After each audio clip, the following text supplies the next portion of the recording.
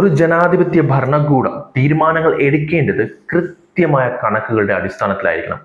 എന്നാൽ കുറച്ചു വർഷങ്ങളായി ഇന്ത്യയിൽ ചില പ്രധാനപ്പെട്ട കണക്കുകളൊന്നും തന്നെ കേന്ദ്ര സർക്കാർ പുറത്തുവിടുന്നില്ല എന്നൊരു ഗുരുതരമായ ആരോപണമുണ്ട്. കോവിഡ് മരണങ്ങൾ മുതൽ ജനസംഖ്യാ കണക്ക് വരെ നീളുന്ന ഈ ഡാറ്റ നിഷേധം സാധാരണക്കാരെ എങ്ങനെയാണ് ബാധിക്കുന്നതെന്ന് നമുക്കൊന്ന് പരിശോധിക്കാം. ഇന്ത്യയിലെ ഏറ്റവും വലിയ ഡാറ്റ വിടവ് ജനസംഖ്യാ കണക്കെടുപ്പ് അഥവാ സെൻസസ് തന്നെയാണ്.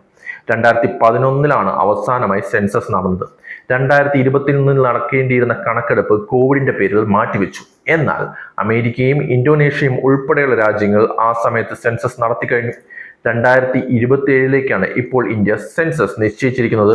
അതായത് സർക്കാർ 15 വർഷം മുമ്പുള്ള കണക്കനുസരിച്ചാണ് ക്ഷേമ പദ്ധതികളെല്ലാം തീരുമാനിക്കുന്നത്.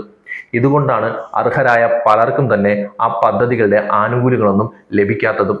ജനങ്ങളുടെ ജീവിത നിലവാരവും ദാരിദ്ര്യവും അളക്കുന്ന കൺസ്യൂമർ എക്സ്പെൻഡിച്ചർ സർവേ 2017-18 കാലയളവിൽ നടത്തിയിരുന്നു.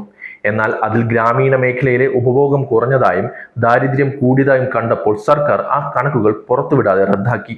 ഡാറ്റയിൽ പിശകുണ്ടെന്നായിരുന്നു ന്യായം. കോവിഡ് കാലത്ത് എത്ര പേർ ദാരിദ്ര്യത്തിലേക്ക് വീണു എന്നതിനെക്കുറിച്ച് സർക്കാരിന്റെ പക്കൽ ഇന്നും ഔദ്യോഗിക കണക്കുകളില്ല. കോവിഡ് കാലത്തെ ദുരന്തങ്ങളുടെ കാര്യത്തിലും വലിയ അവ്യക്തത തന്നെയുണ്ട്. ഓക്സിജൻ കിട്ടാതെ എത്ര പേർ മരിച്ചു, കോവിഡ് കാലത്ത് ലോക്ക്ഡൌൺ സമയത്ത് തങ്ങളുടെ നാട്ടിലേക്ക് നടന്നുപോയ എത്ര കുടിയേറ്റ തൊഴിലാളികൾ മരിച്ചു, എത്ര ആരോഗ്യ പ്രവർത്തകർ മരിച്ചു എന്നതിനൊന്നും സർക്കാരിന്റെ പക്കൽ ഡാറ്റയില്ല. 2021 ഇന്ത്യയിൽ 20 ലക്ഷത്തിലധികം ആളുകൾ കോവിഡ് കാരണം മരിച്ചു എന്ന് സ്ഥിരീകരിക്കാത്ത രേഖകൾ പുറത്തു വന്നിട്ടുണ്ട്. പക്ഷെ ഇതിന്റെ കാര്യങ്ങളിലും യാതൊരു ഡാറ്റയും സർക്കാരിന്റെ പക്കൽ ഇല്ല. ഇന്ത്യയുടെ GDP കണക്കാക്കുന്ന രീതിയിൽ മാറ്റം വരുത്തിയത് വലിയ വിവാദമായിരുന്നു. IMF പോലും ഇന്ത്യയുടെ സാമ്പത്തിക കണക്കുകളുടെ ഗുണനിലവാരത്തെ ചോദ്യം ചെയ്തിട്ടുണ്ട്.